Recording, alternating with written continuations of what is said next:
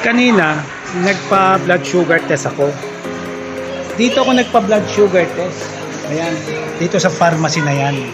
So, yung babae na yon, siya yung nagkuha ng test sa akin. Ang sabi sa akin nung kumuha nung Sunday sa akin, malapot daw ang dugo ko. Kailangan mag-undergo ako ng, eto, ipopost ko yung sinasabi niya na worth 300 pesos. Pero nung nagpa-check ako sa kanya, ayun, nagtago, malagnaw naman ang dugo ko.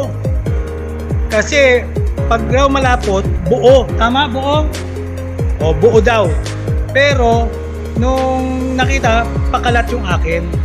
Tapos, ito pa-post ko, ito, yung resulta na kaninang hapon, mga alas 4. Sabi sa akin, "Sir, gutom ba kayo?" Sabi ko, "Oo, gutom ako." Ay kaya ganyan.